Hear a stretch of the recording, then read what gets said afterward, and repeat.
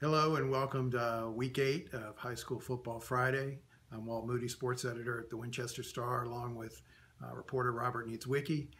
We've got 4 games on tap this week. Yes, it's week 8. We're over the hump and heading down toward the end of the season.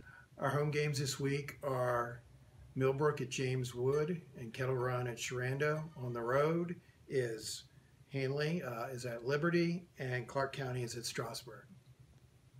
First up, Rob will talk a little bit about James Wood, which is 2-4 against Millbrook, unbeaten at 7-0.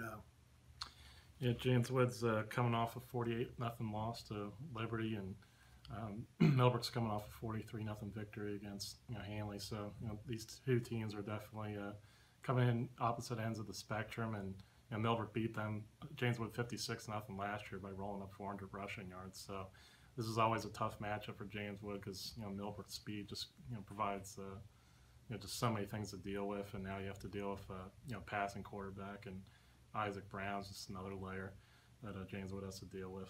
The good news for James Wood is that they felt they played some of their best defense of the year for a quarter and a half, shutting out Liberty last week, which is undefeated, but some mistakes piled up after that. So just James Wood's just concentrating on being more defensively sound and just trying to prevent Savon Smith, who has 20 total touchdowns and more than 1,000 rushing and receiving yards this year, from getting to the outside. And Millbrook's just continue to play the good defense it's played the last couple of weeks. So it's a rivalry game, but Millbrook just has scored at least 40 points in every game this year, so it's going to be tough for James Wood. Next up, I'll talk a little bit about Clark County and Strasburg.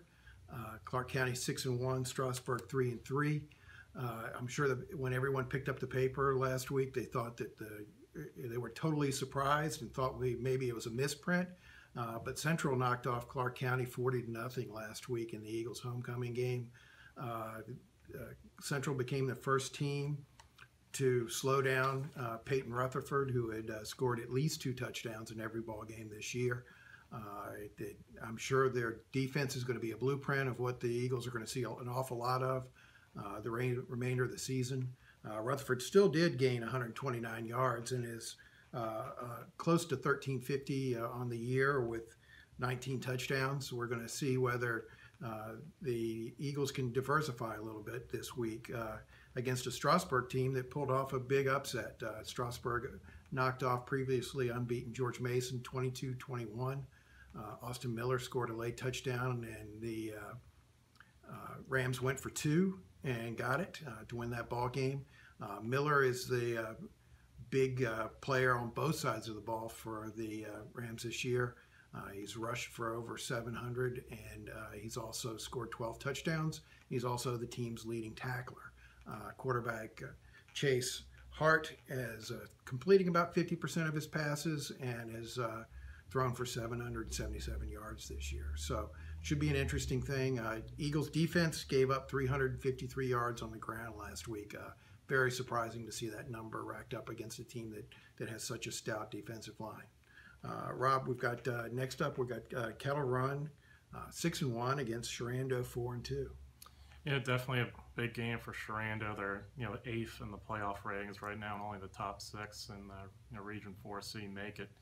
But Sharando's lost 2 games in a row. They've lost to 2 excellent teams, and Liberty and Martinsburg by 31-28 scores. And nobody's in West Virginia or anywhere has come within 20 points, with the exception of Sharando over the last 2 years, and they've done it twice. So that's it's a positive sign for Sharando. It shows that they can play with anybody, and they're looking forward to taking on the rest of the schedule here.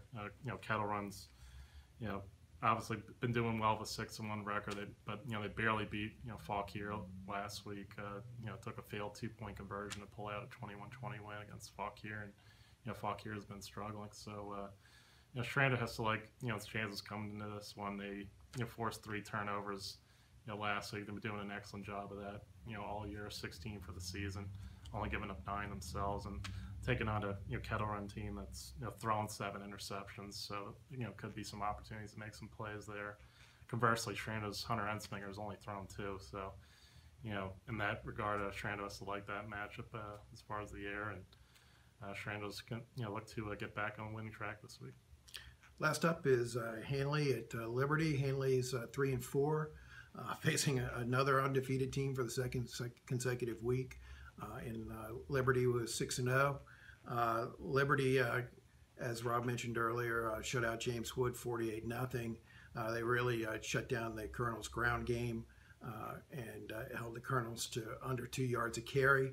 The judges had trouble last week moving the ball on the ground, which has been a strength of theirs against Millbrook, and was held under 100 yards a game. Liberty is big and fast, and although they were held scoreless for a quarter and a half by the Colonels, they put up 21 quick points at the end of the first half and sort of cruised from there.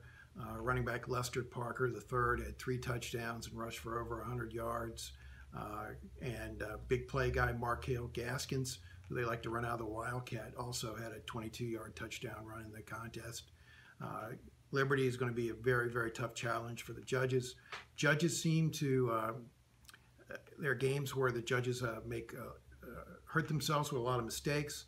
Last week it was 7 penalties, 3 turnovers, and 3 fumbles that they were able to get on that of their own and didn't turn it over. Running back Christian Moten found the sledding a little bit tougher last week. Judges will definitely be looking to get the run game back together. Jacob Parker, if he looks to pass the ball, which Sherando did have some success against Liberty passing the ball earlier this year, he'll be looking for Kevin Curry, his favorite target. That'll do it for this week. Please follow us live on Twitter at WinStar Sports 1 for all the updates during the game. Thank you very much.